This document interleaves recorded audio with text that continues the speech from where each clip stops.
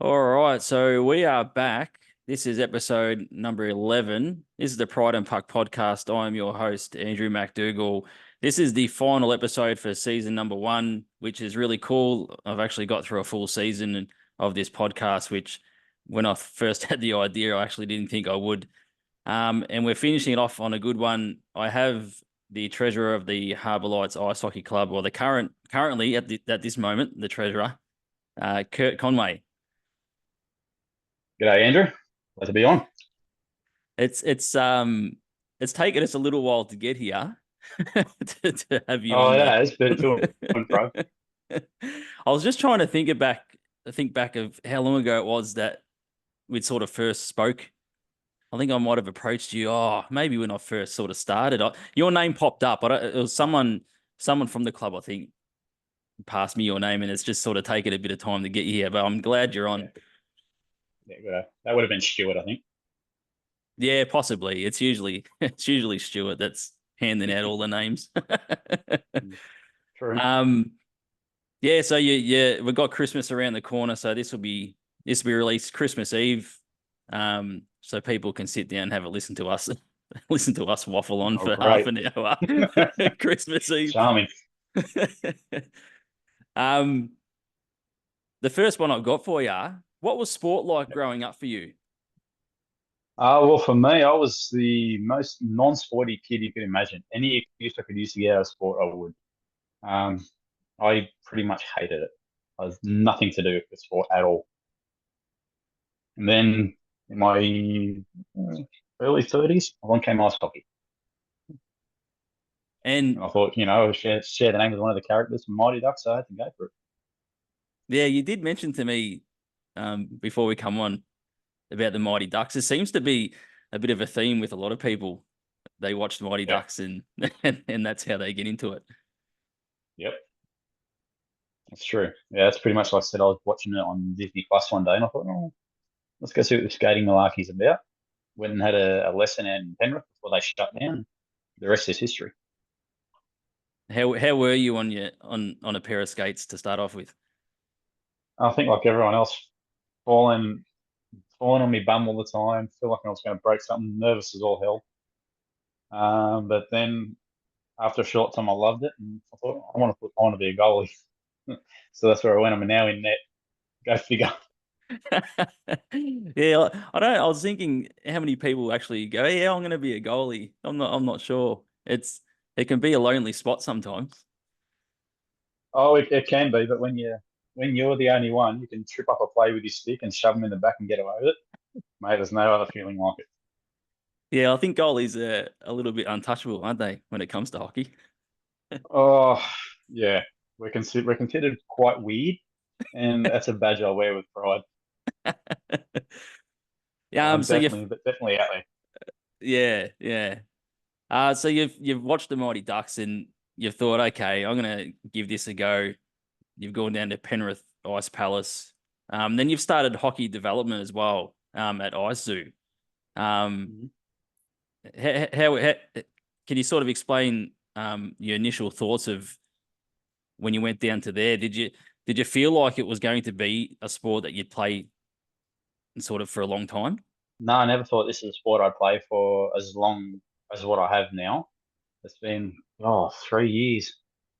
But at first I didn't think about it, no. But then I said, like, I met Stuart and I got involved with the Harbour Light sort of training things a bit, and yeah, just took off from there. And I just felt really comfortable with the environment that was there. That it just felt great. So I thought, yeah. And then I took it on, played for a Sydney team 6 months after to start and play hockey. Um, when you played for Harbour Lights, Mhm. was that your first ever game that you'd played? It was my first ever game of hockey, and that was also in between the pipes. So yeah, Stuart called me an idiot, and well, yeah, I probably was to a point. A bit of a lunatic. Yeah, right. Yeah, right. So, how flexible are you? Because you've got to be pretty flexible to play in net, don't you? Oh, 100% you have to, yeah. I used to be about as stiff as an iron pole. But now in terms of like dropping into the butterfly, stretching out for the puck, yeah, it's just something that you have to learn to do real fast. Yeah. flexible as can be. Have you had a shutout at all in your career?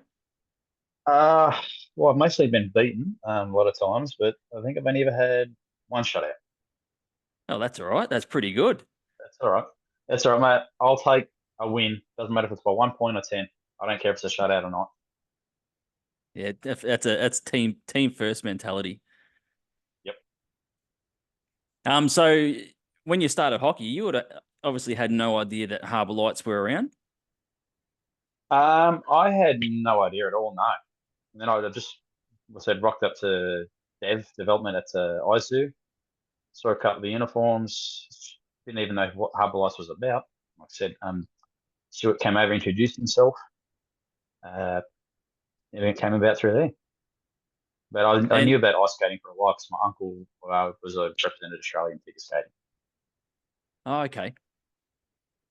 And Harbour Lights has played a big part in your personal journey as well. Oh, 100% has, yeah. It's like we've mentioned before it started, it's just the environment, especially growing up here in Western Sydney. You have to be particularly careful about who you talk about, sorry, who you talk to and how you act, particularly if you're LGBT or queer like myself. But yeah, the Harbour Lights environment, just it's amazing. You just feel totally comfortable at home. Everyone's extremely friendly, no judgment whatsoever. And I just felt peace, and it's sort of that environment allowed me in my late 30s to only come out earlier this year.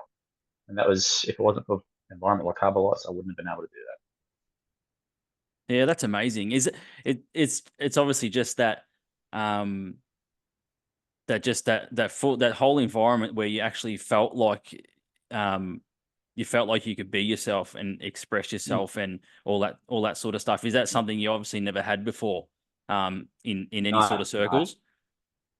no, not at all. Like I said, and like I've mentioned here before we started as well, I always felt a bit different as well. And again, in Western Sydney, it's not saying that we're all like this out my way.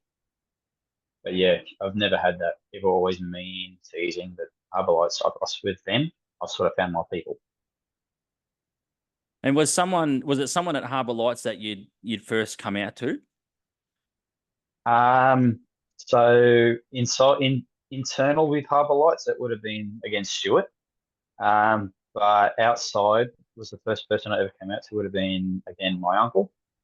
Um, he'll know who he is if he listens to the podcast. I'm sure he does. But it's through Harbour Lights that I had the courage to tell him. And then after I told him, it's just become easier and easier as time goes by. Yep, yep. So when Stuart asked you to join Harbour Lights, you obviously weren't an out person. Um, No, was it obviously in the back of your mind joining Harbour Lights that this could obviously help with the growth of yourself personally? uh, probably not as much as probably not a whole lot, but to a small degree. Yeah, I thought I'll see how we go and find it. I'll just make myself comfortable. I never thought it'd lead me to feeling as comfortable as what I am now.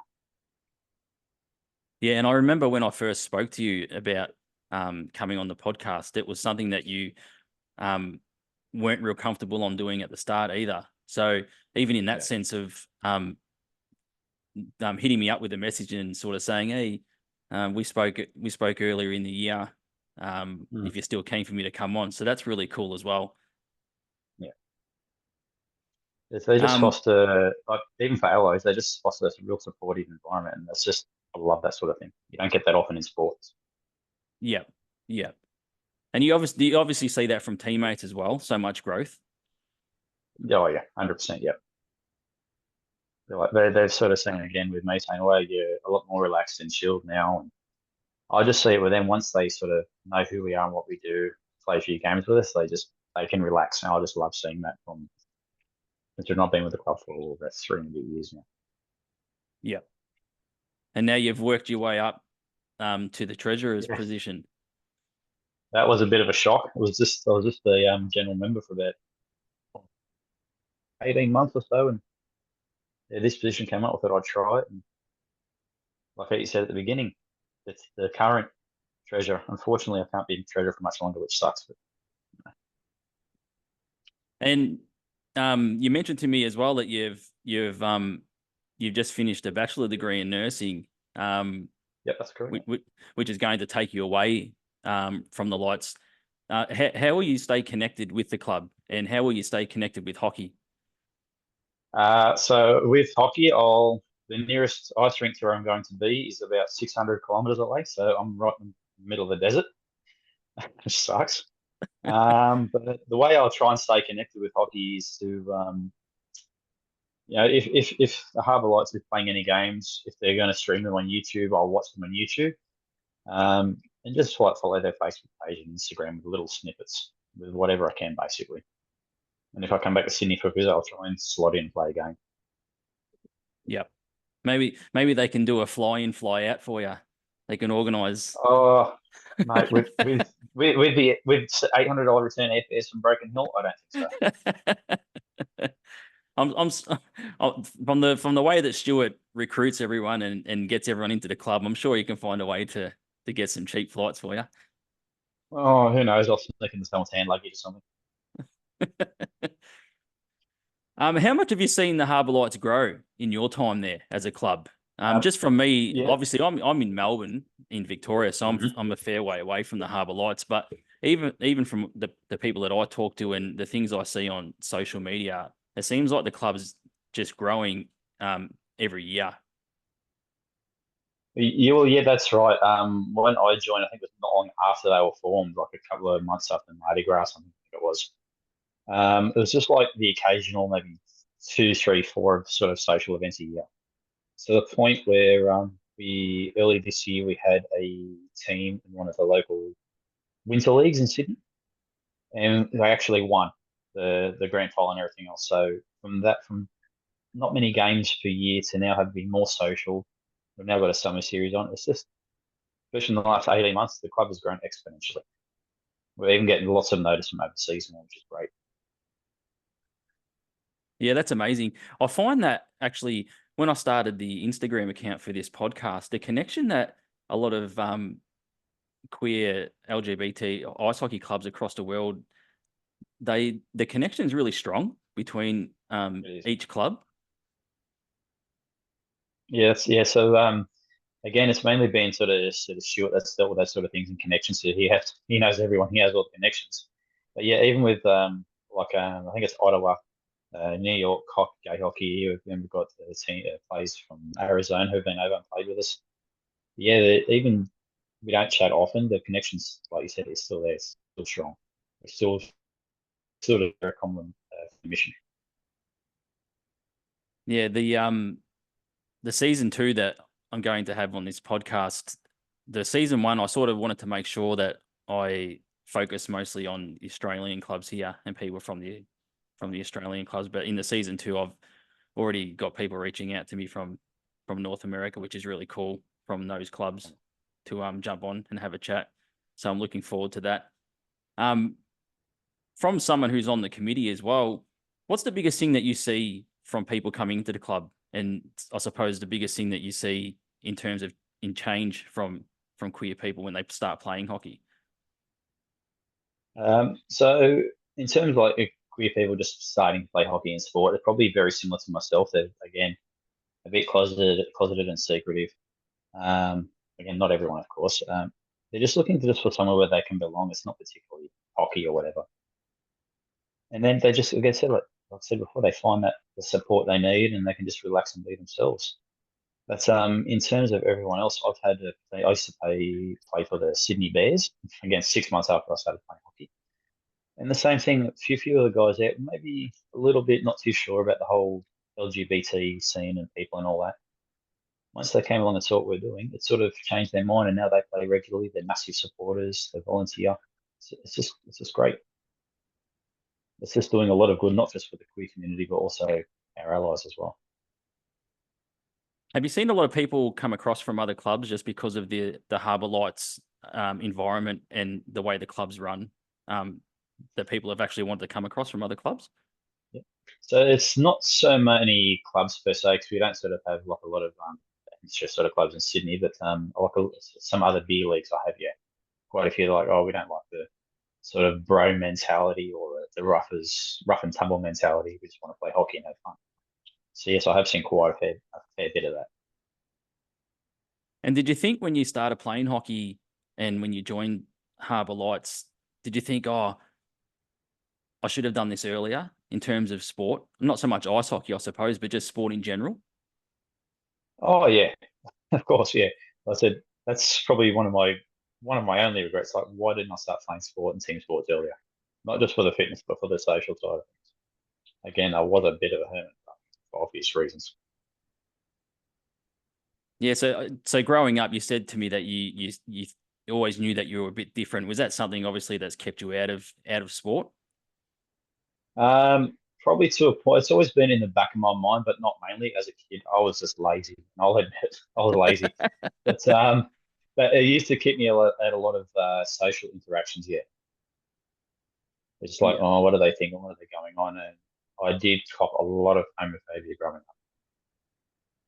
Yeah. Make a lot of it in school, so that sort of stayed in my shell again till like 12 months ago, 18 months ago. Yeah. Yeah. It's crazy how much you like you still hear it these days, just casual homophobia. It's Mm. crazy how sort of how ingrained it is in society. I was surprised. Like I said, I was in recently in Broken Hill for 4.5 months as part of my degree. And I found that that town is so accepting. It's beyond belief. Like they have Broken Hill Festival, they have Mardi Gras. It's crazy. And I want to try and bring a part of that back to Sydney for as long as I'm here.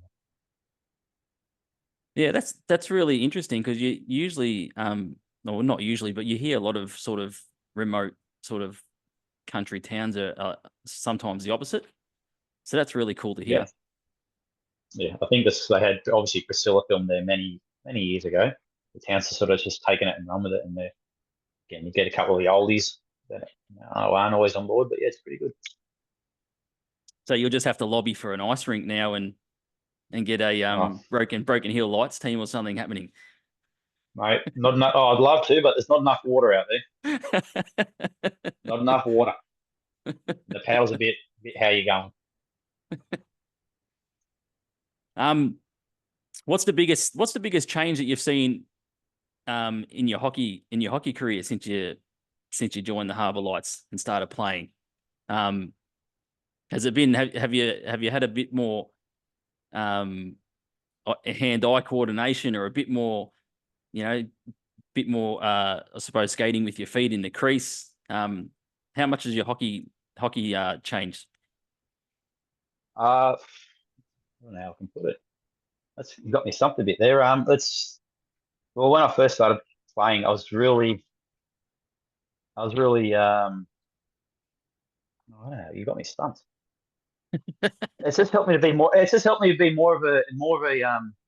a lot less simple-minded, I suppose you could say. Like it's not just about winning all the time. It's not just about losing all the time. It's about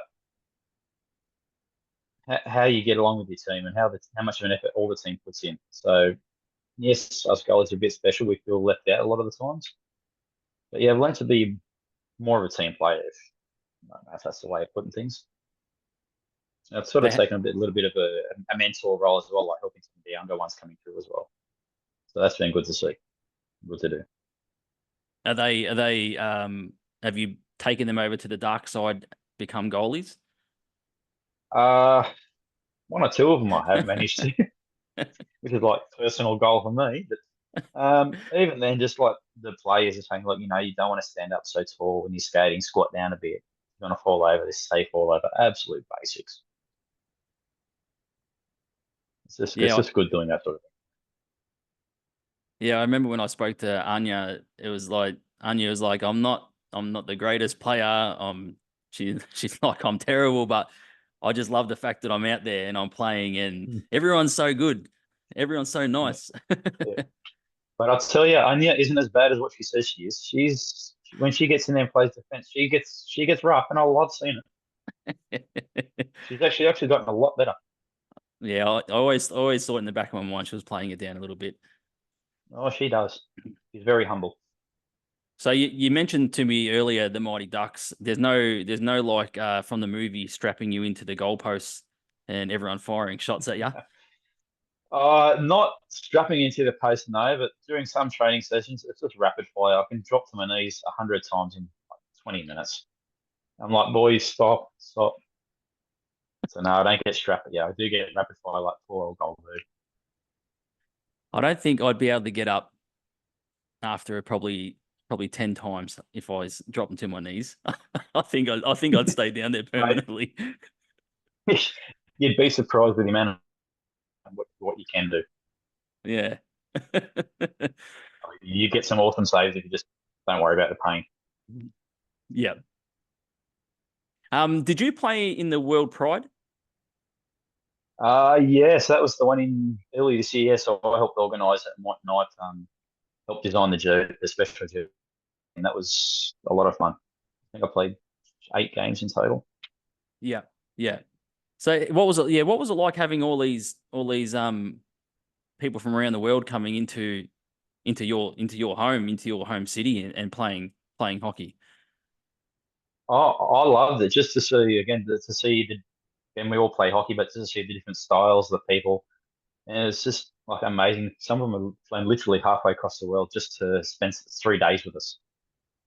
I mean, I just loved it. It was such a good environment. I'd like to do it again sometime soon. Did you pick up any special what's the word? Any special Was there any hints of any special goaltending techniques or anything like that you picked up? Unfortunately, not like any special techniques that I pick up. It's either what's their name, Maria Mountain on YouTube, or just a few of the other local goalies I know in Sydney and beyond. Unfortunately, no, there weren't that any foreign goalies coming over onto our soil. What's been your favorite moment playing at the Harbour Lights? Um, there hasn't been any sort of set moment or one moment altogether, but I think it would have been probably my first game, and then when we went into overtime, pretty much shut them out during overtime. So that was yeah, my best moment was my first game. That'll something I'll always remember. And what's the most satisfying thing since you obviously joined the Harbour Lights, you're playing there, and then you've joined the committee. What's been the most satisfying thing since you've been part of the Harbour Lights committee? Because obviously it's a it's a big deal. It's looking after technically a community as well, to making sure Yeah. everything's running right, making sure everyone are comfortable. What's the most satisfying thing you've had since you've joined the committee? Yeah, like you said, yeah, it's a lot of hard work being on committee. Not everyone plays an amazing part. Most satisfying thing for myself is when we have like World Pride or we have a regular game out at ISU, all the positive feedback we get.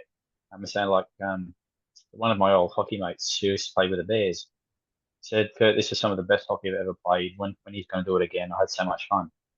Just hearing that positive feedback and knowing we're doing something right, whether even if we think we're doing it wrong, but we're doing it right.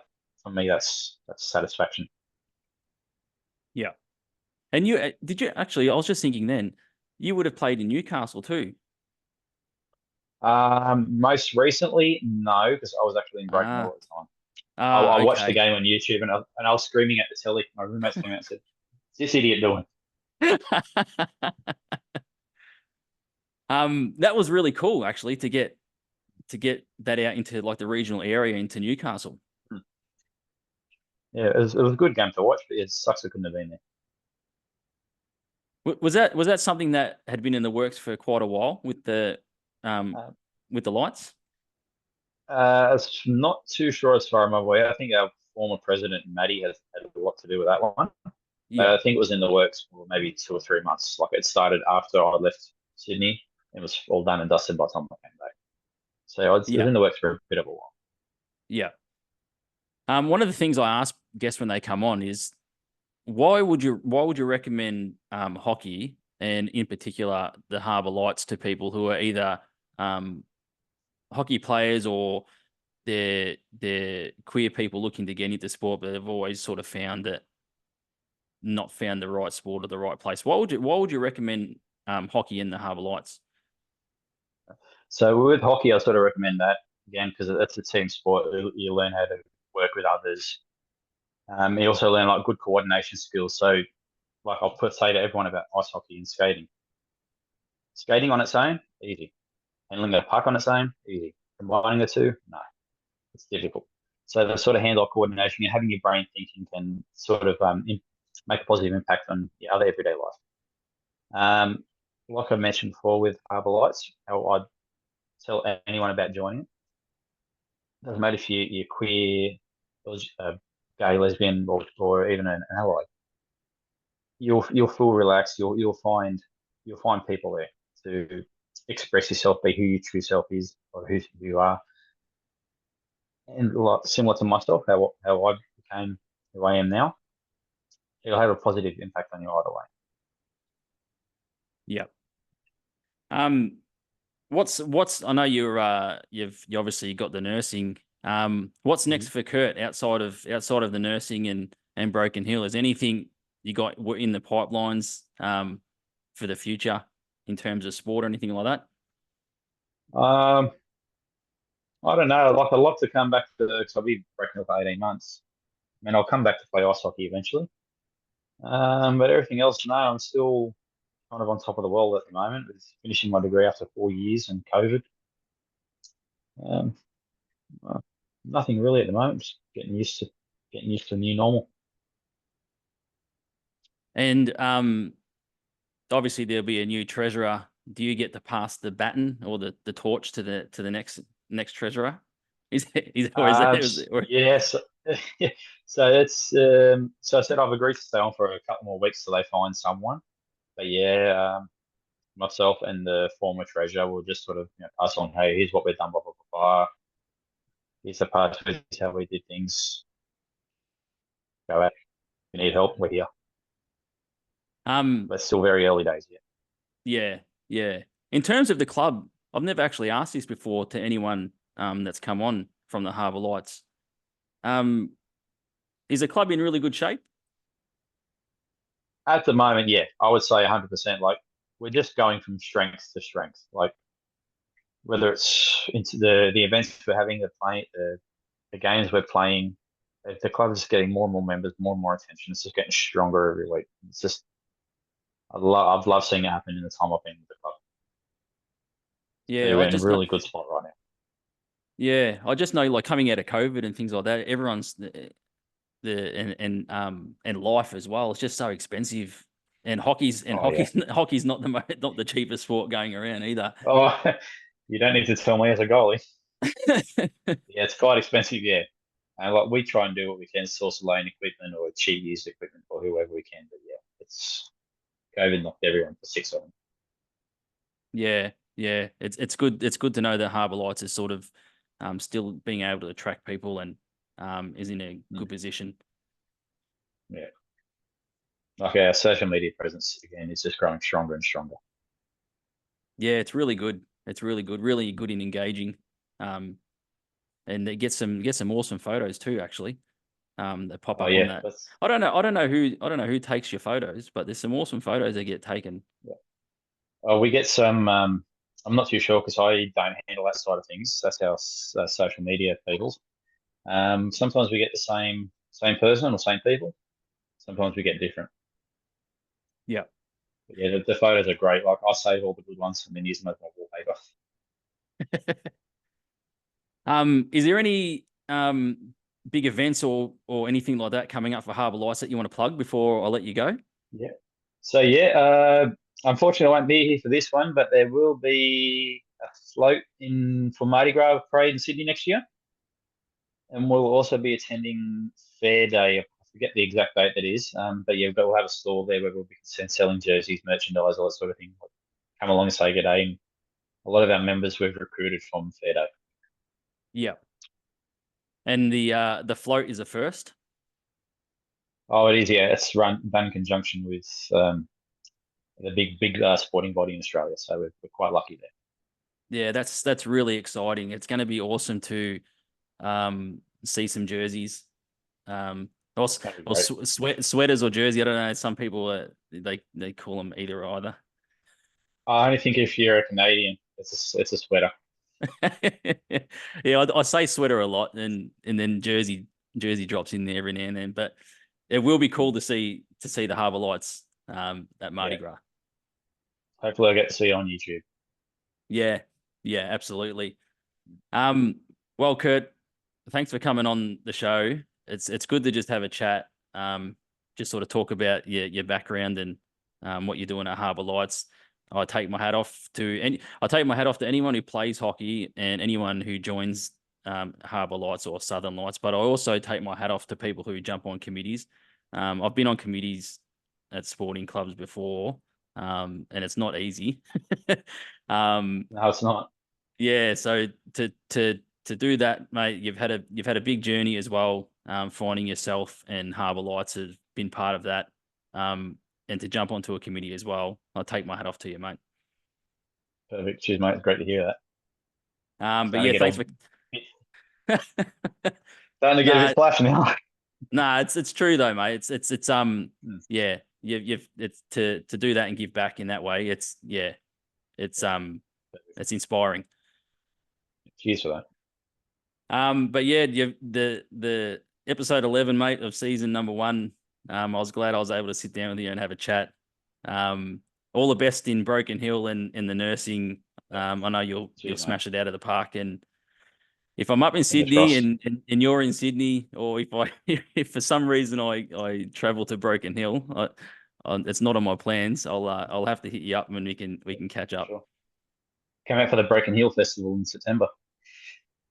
Yeah, well, yeah, you never know. You never know what could happen. I don't look too much past the week coming. Fair enough. Fair enough. Like myself, man. But yeah, thanks for coming on, mate, and yeah, all the best. All right, cheers, mate.